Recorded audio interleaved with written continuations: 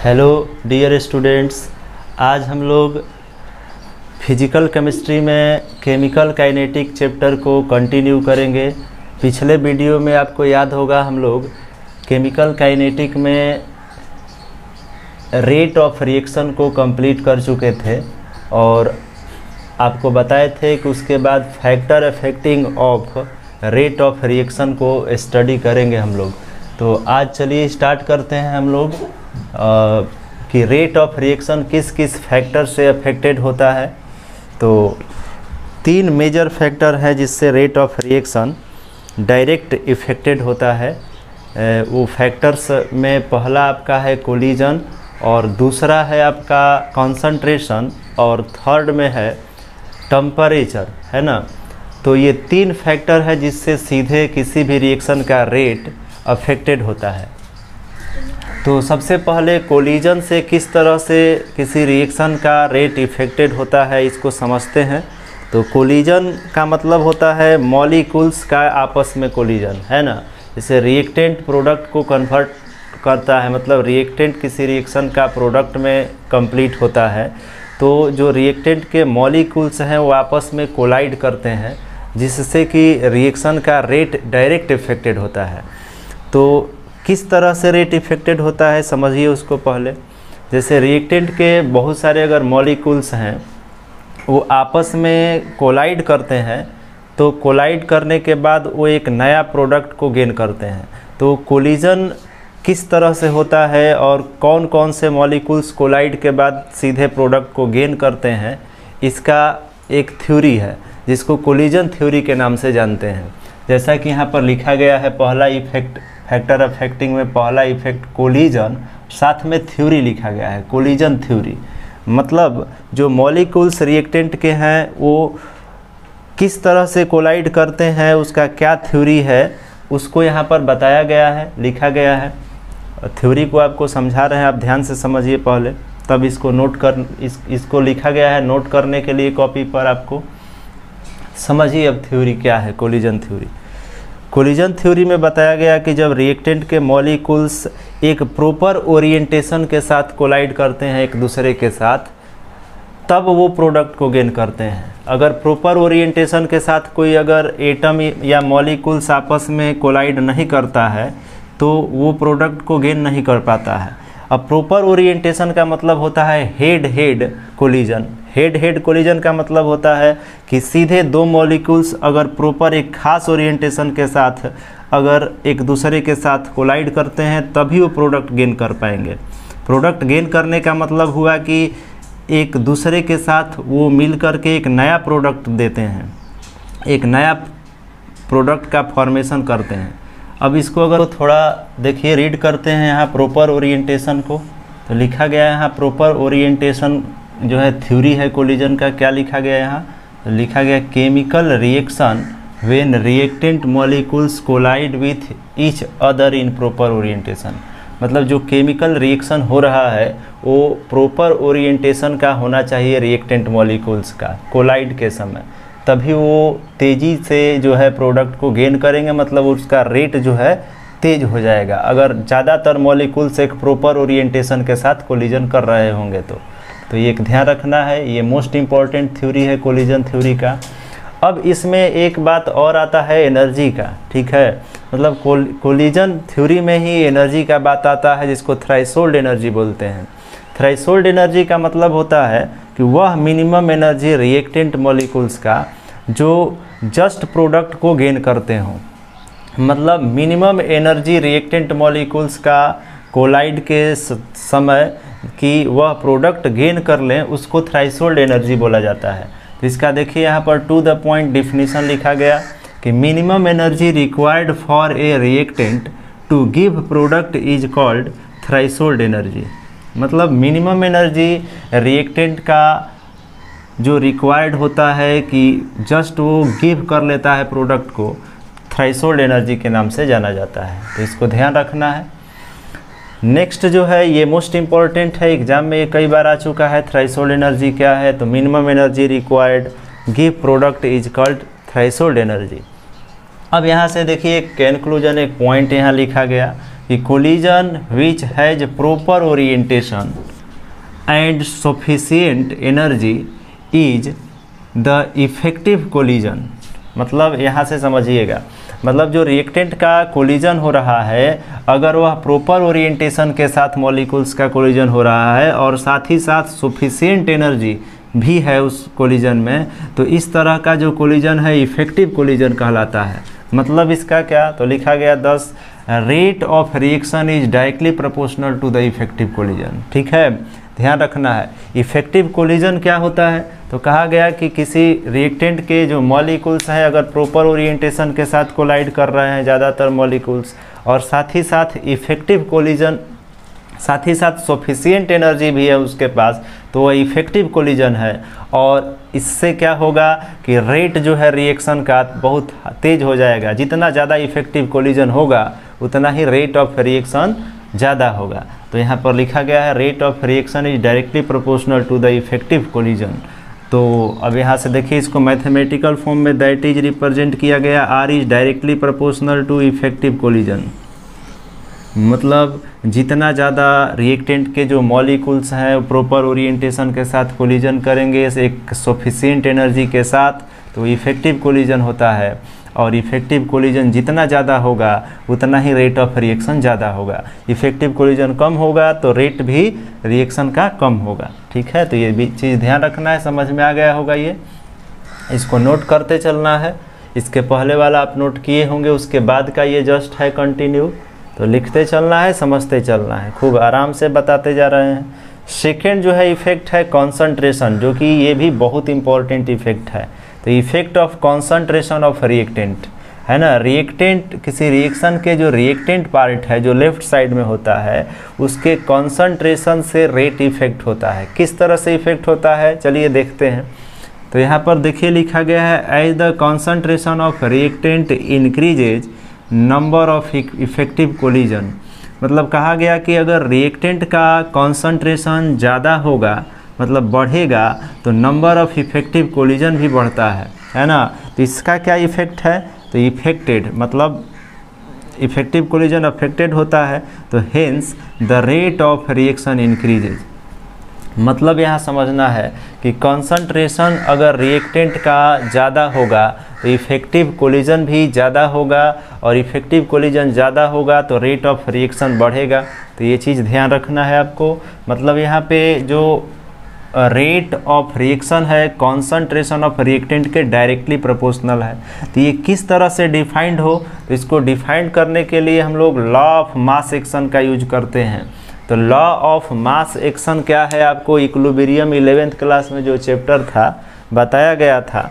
तो चलिए देखते हैं लॉ ऑफ मास एक्शन से कॉन्सनट्रेशन का इफेक्ट। ये लिख चुके होंगे आप लोग, नोट रेडी करते चलिए। आज से कंटिन्यू अब आपको फिर वीडियो बनाते चलेंगे समझाते हुए, जैसे क्लास में बताते हैं ठीक उसी तरह से सब कुछ बता रहे हैं, कोई प्रॉब्लम नहीं होता होगा। मिटा दिए ये। अब देखिए यहाँ से effect of concentration of reactant. तो ये जो कॉन्सनट्रेशन का इफेक्ट है रेट पे वो लॉ ऑफ मास एक्शन से डिफाइंड होता है। तो लिखेंगे यहाँ लॉ ऑफ मास एक्शन। ये नया नहीं है, 11th क्लास में इक्विलिब्रियम में आपको लॉ ऑफ मास एक्शन बताया गया था, केमिकल इक्विलिब्रियम में। लॉ ऑफ मास एक्शन क्या है, तो लिखते हैं यहाँ पे according to law of mass action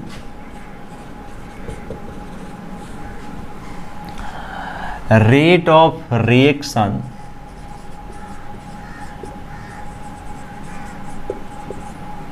is directly proportional to concentration of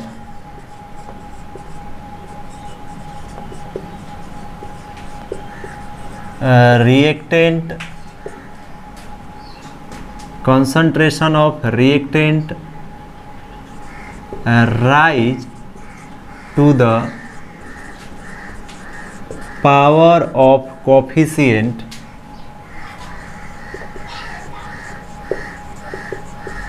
power of coefficient of balance chemical reaction. यही है लॉ ऑफ मास एक्शन। अब ये जो लैंग्वेज में इसको लिखे हैं इसको कन्वर्ट करते हैं मैथमेटिकल फॉर्म में, केमिस्ट्री के लैंग्वेज के फॉर्म में। तो देखिए यहाँ पे एक रिएक्शन लेते हैं, दैट इज मान लीजिए A2A प्लस B और रिएक्शन मार्क P प्रोडक्ट है, ले लिए। मतलब यहाँ पे 2A plus B reaction mark P लिए हैं। एक जनरल रिएक्शन यहाँ लिया गया है।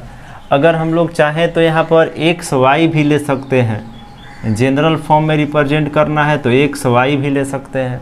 X कोफिशिएंट है A का प्लस Y कोफिशिएंट है B मॉलिक्यूल्स का, B पार्ट का, रिएक्शन मार्क ये प्रोडक्ट कुछ बनेगा। तो यहाँ प्रोडक्ट से मतलब नहीं है क्योंकि रिएक्टेंट के कॉन्सेंट्रेशन का यूज होता है लॉ ऑफ मास एक्शन में, लिखा भी गया है यहाँ पर रिएक्टेंट।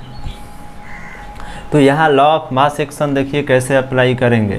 तो R is directly proportional to, R है rate of reaction, directly proportional का ये साइन, कॉन्सेंट्रेशन ऑफ रिएक्टेंट, तो concentration of A part, raise power, देखिए कहा गया है raise to the power of coefficient of balance chemical reaction.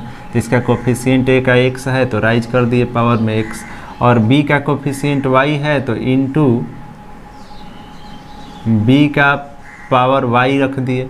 तो ये है लॉ ऑफ मास एक्शन, इसी को कहते हैं हम लोग लॉ ऑफ मास एक्शन।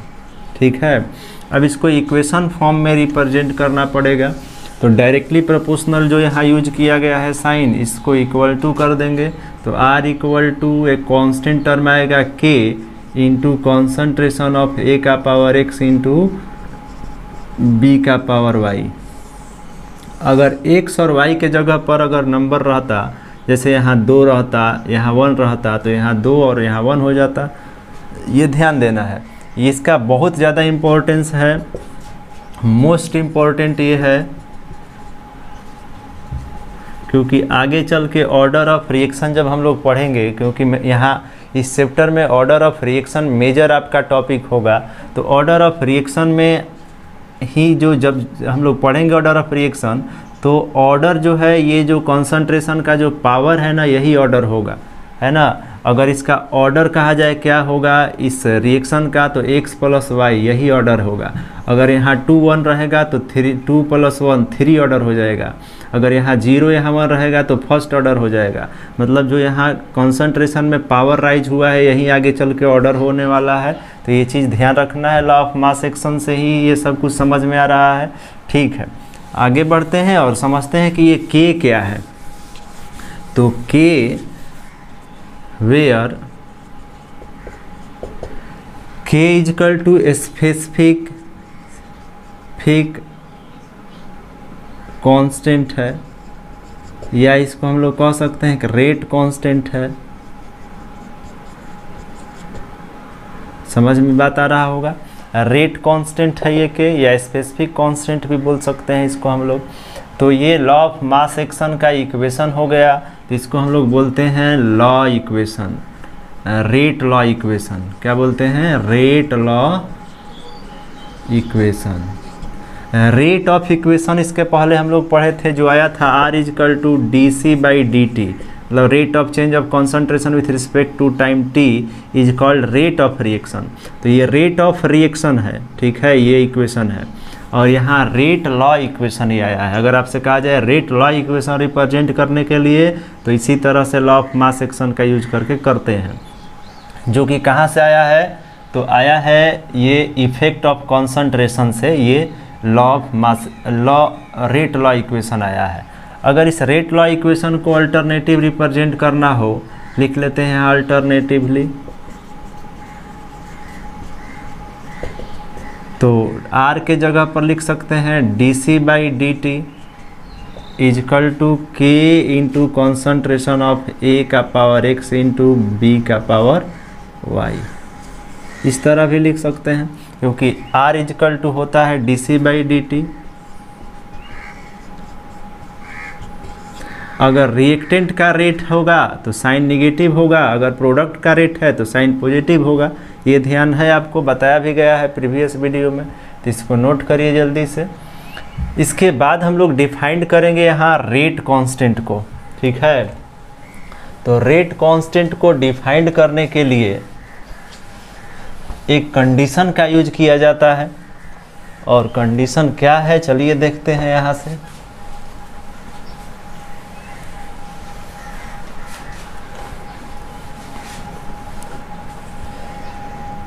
तो कंडीशन के साथ रेट कांस्टेंट को डिफाइन करेंगे, तो लिखते हैं यहाँ स्पेशल कंडीशन।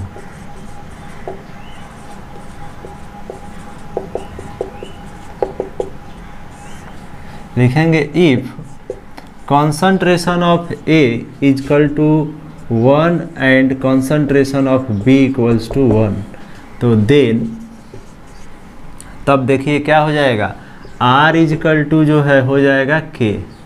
कैसे? क्योंकि कंसंट्रेशन A का वैल्यू 1 डिफाइंड हो गया और B भी 1, तो 1 का पावर X और 1 का पावर Y, कुछ भी रहे 1 का पावर तो 1 ही होगा वैल्यू, तो 1 रहेगा वैल्यू, तो K इंटू 1 1 हो जाएगा, मतलब R K के इक्वल हो जाएगा। तो इस तरह से रेट कांस्टेंट जो है इस स्पेशल कंडीशन पर डिफाइंड होता है, मतलब रेट ऑफ रिएक्शन जो है रेट कांस्टेंट के इक्वल हो जाता है। कब? जब कॉन्सेंट्रेशन रिएक्टेंट मॉलिक्यूल्स का 1 हो जाए, ठीक है। तो स्पेशल कंडीशन पर ये K डिफाइंड हो गया, R के इक्वल हो गया, तो लिख सकते हैं यहाँ रेट ऑफ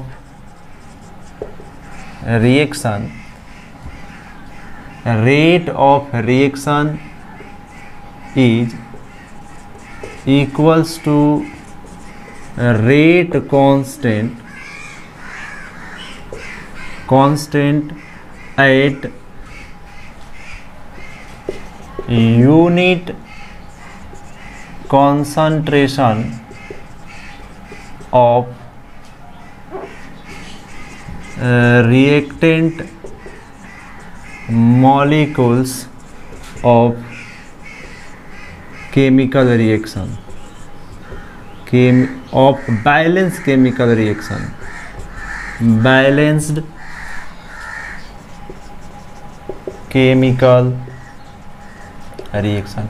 अगर किसी बैलेंस केमिकल रिएक्शन का के रिएक्टेंट का कॉन्सेंट्रेशन यूनिट हो जाए, मतलब 1 के इक्वल हो जाए, जैसा कि यहाँ है, तब रेट ऑफ रिएक्शन जो है रेट कांस्टेंट के इक्वल होता है, ठीक है।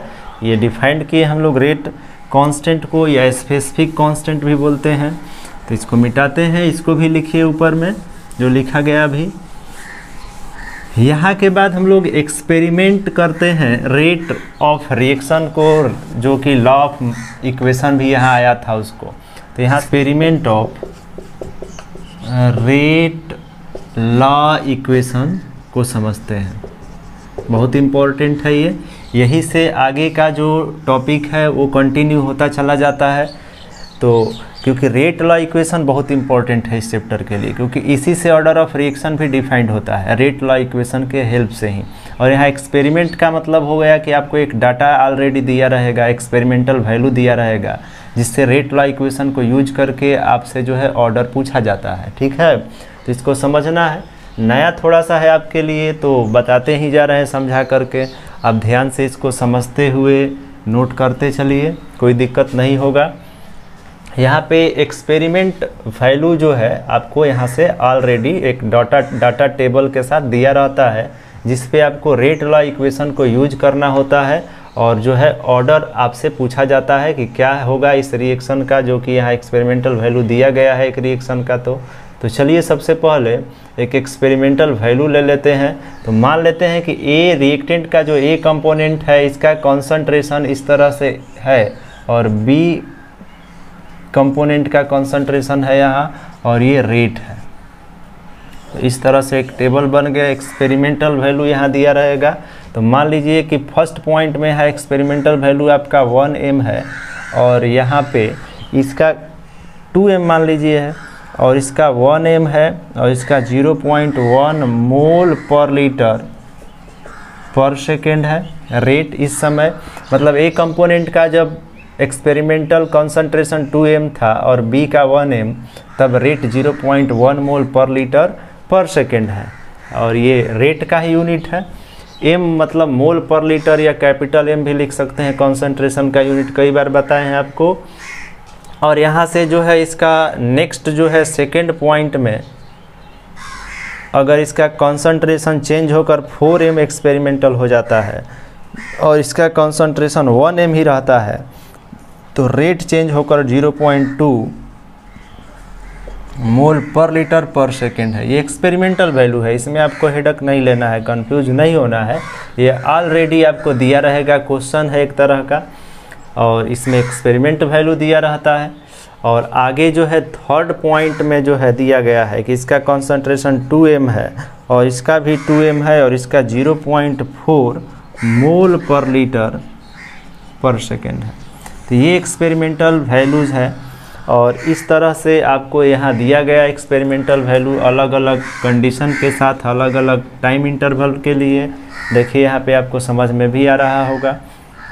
अब इस पे अगर आपसे पूछा जाए, आपसे अगर पूछा जा रहा है कि x एंड y का वैल्यू बताइए, अगर rate law equation r is equal to concentration of a का पावर x और b का पावर y है अगर, तो आपसे पूछा जा रहा है इफ़ ये इतना है तो then x and y then find out values of x and y। तो आपसे कहा जा रहा है कि x और y का वैल्यू फाइंड करिए, है ना। तो रेट लॉ इक्वेशन है और रेट लॉ इक्वेशन में जो x y है उसका वैल्यू फाइंड करना है। इस एक्सपेरिमेंटल जो वैल्यू दिया गया है टेबल में, इसका यूज करते हुए। तो चलिए फाइंड करते हैं। यहाँ से आपको समझना है क्योंकि यही क्वेश्चन बार बार आपसे एग्ज़ाम में, किसी भी एग्ज़ाम में, चाहे कॉम्पिटिटिव एग्ज़ाम हो, बोर्ड एग्ज़ाम हो, अगर न्यूमेरिकल क्वेश्चन आएगा तो इसी तरह टेबल बेस्ड आता है। तो ध्यान देना है। 3 अलग अलग कंडीशन पे यहाँ एक्सपेरिमेंटल वैल्यू दिया है, रेट लॉ इक्वेशन ये है और आपको x और y का वैल्यू फाइंड करना है। तो ये तीनों कंडीशन पे रेट लॉ इक्वेशन को यूज करेंगे बारी बारी। तो चलिए फर्स्ट कंडीशन पर रेट लॉ इक्वेशन को यूज करते हैं, रेट लॉ इक्वेशन को। तो r is equal to, since r is equal to concentration of a, तो a का कॉन्सेंट्रेशन कितना है 2 है, तो 2 का पावर हो जाएगा x, और b का कॉन्सेंट्रेशन फर्स्ट कंडीशन में 1 है तो 1 का पावर हो जाएगा y, और इस कंडीशन पे जो है r का वैल्यू 0.1 है तो लिखेंगे यहाँ 0.1 इजकल टू 2 का पावर x 1 का पावर y। तो 0.1 का मतलब है 1/10, और ये रहने दीजिए 0.1 ही, मान लीजिए इक्वेशन 1 है। इसी तरह से सेकेंड कंडीशन पर रेट लॉ इक्वेशन को यूज करिए। r का वैल्यू 0.2 है तो 0.2 इजकल टू a का कंसंट्रेशन 4 है तो 4 का पावर x इंटू b का कंसंट्रेशन 1 है तो 1 का पावर y। ये सेकेंड इक्वेशन हो गया।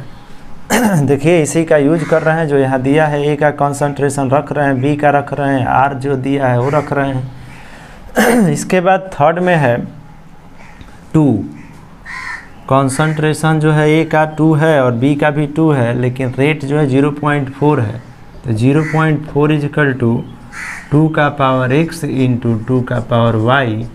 ये इक्वेशन थर्ड है। फाइंड करना है x और y का वैल्यू, तो तीनों इक्वेशन का यूज करेंगे, x और y का वैल्यू फाइंड होगा।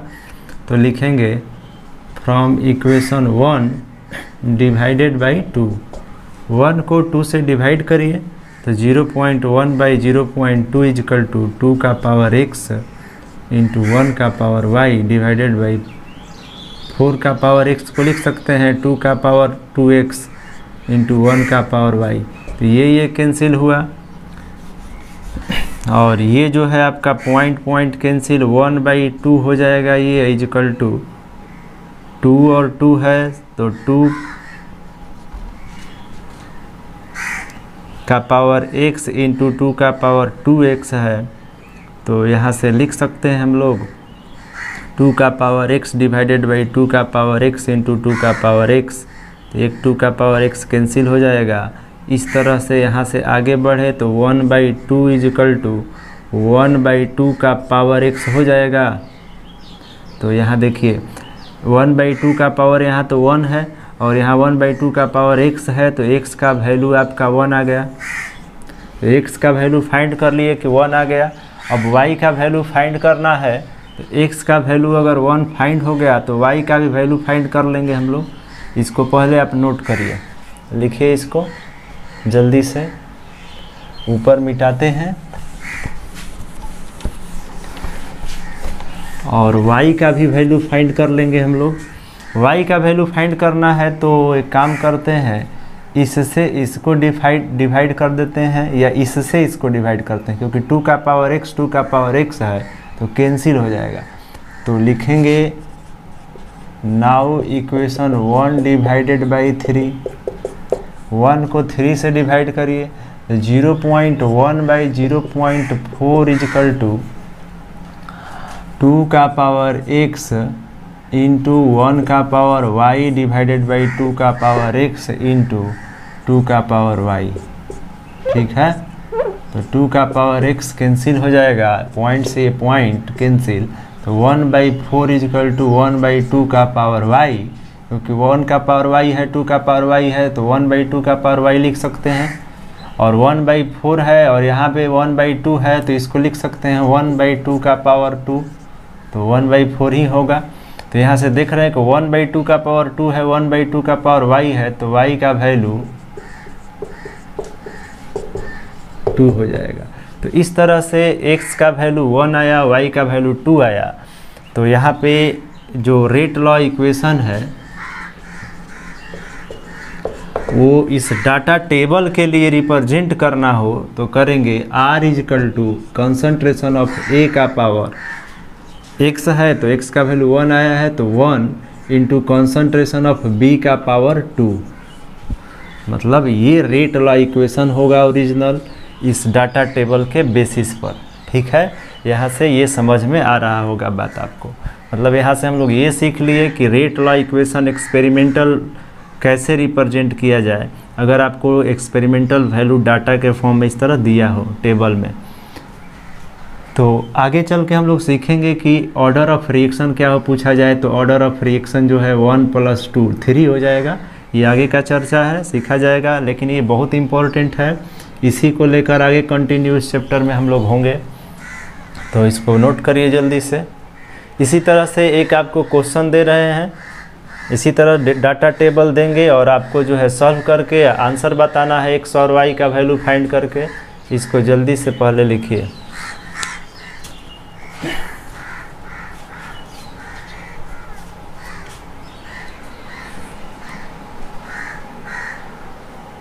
तो देखिए ये आपके लिए क्वेश्चन है homework,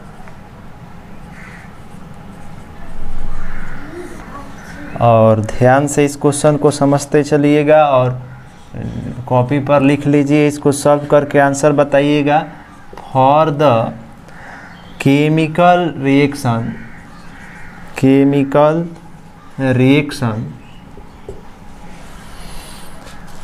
2NO + Cl2 reaction mark NOCl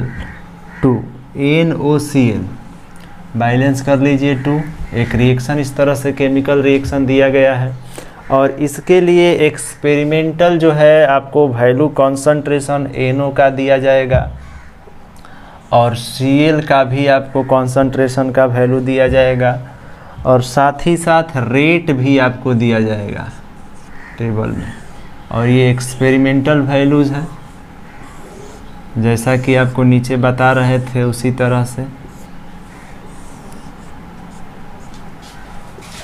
क्या वैल्यू है देखिए, यहाँ से 0.010 है ये m और ये है 0.010 m, ये भी है।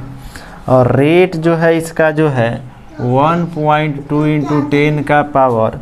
× 10⁻⁻⁴ है।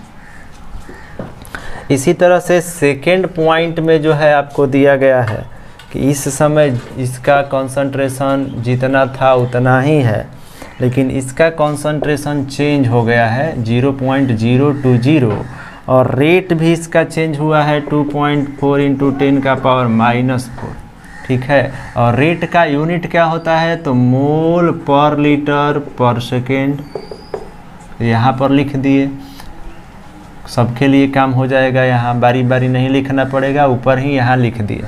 तो इस तरह से नोट करिए आप भी।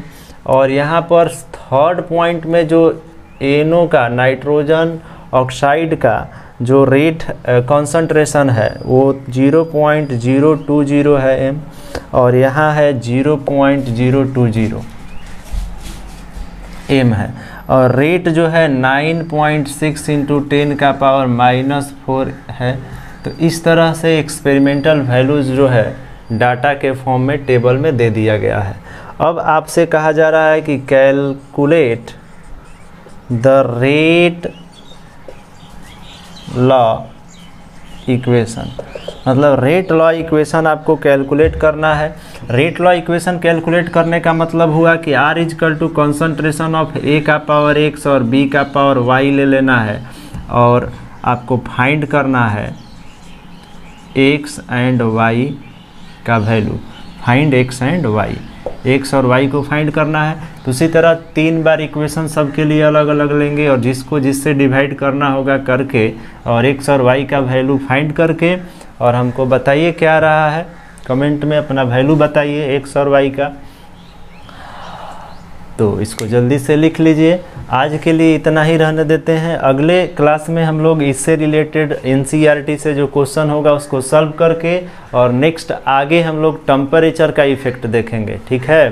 क्योंकि कंसंट्रेशन का इफ़ेक्ट आज ओवर हो गया, और इसके पहले कोलिजन का जो इफ़ेक्ट था, कोलिजन थ्योरी पढ़े हम लोग, थोड़ा सा कॉन्सेप्ट से उसको भी समझ लिए हैं। मतलब 2 इफ़ेक्ट का चर्चा आज हो चुका। अब टेम्परेचर का इफ़ेक्ट जो है नेक्स्ट क्लास में, और इससे रिलेटेड क्वेश्चन भी सॉल्व करेंगे हम लोग। जल्दी से इसको नोट करिए। X और Y का वैल्यू ज़रूर बताइएगा कि क्या आ रहा है आपको, आपका जो भी आएगा वैल्यू X और Y का बताइएगा कमेंट में। उसको तुरंत जो है हम चेक करके अब बताएंगे आपका सही आंसर है कि नहीं अगले वीडियो में, ठीक है। आज के लिए इतना ही।